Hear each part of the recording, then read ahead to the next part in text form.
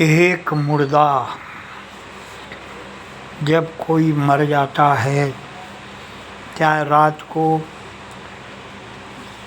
तो सब जने मिलकर यही सोचते अगर रात कोई उसको अग्नि संस्कार कर दे तो अच्छा रहेगा।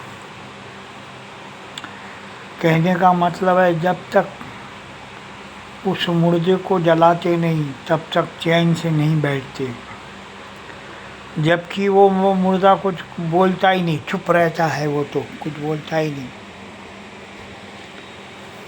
अब जब ये दुनिया उस मुर्दे को जो कुछ नहीं कहता उसको भी नहीं छोड़ते, जलाकर ही दम लेते हैं, तो उस दुनिया से तुमने क्या कल्पना कर रखी है।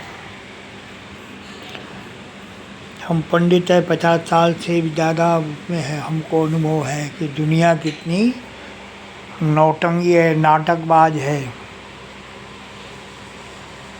12वीं की भोजन चल रहा था, किसी रिश्तेदार के हम गए, भोजन खा रहे थे, मेरा परिचय था, मज़े लेके खा रहा था। मैंने कहा भाई वो मर गया है, तू इतने मज़े लेके खा रहा है, तुझे उसका दुख लग रहा है कि नहीं? तो धीरे से कान के आगे धीरे बोला, मर गया साला, अच्छा हो गया।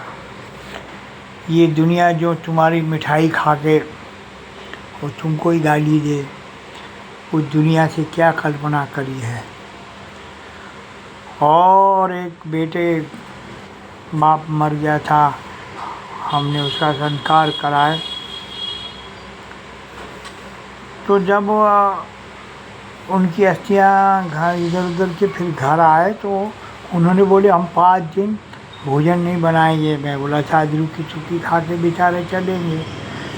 परंतु कुछ देर के बाद मुझे रसगुल्ले बढ़िया मिठाई दी गई खाने के लिए, और देख रहा था बहुत कुछ ला के रखा था।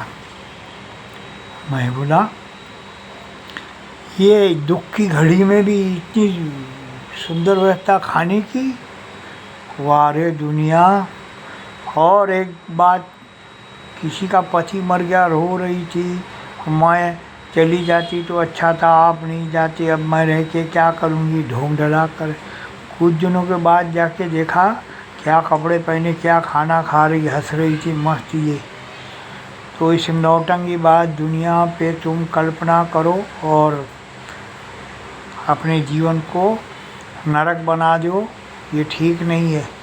कहते अंधे को दिखे नहीं तो सूरज का दोष नहीं होता।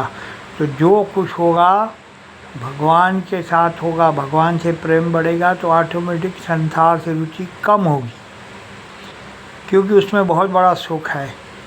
और अगर दुनिया से संबंध ज़्यादा है तो ये मान के चलो ईश्वर से संबंध कट गया, उसके प्रति प्रेम घट गया। तो ईश्वर से प्रेम बढ़ाओ तो बहुत बड़ी बात बनेगी, उसका स्वाद चखोगे तो माला माल हो जाओगे।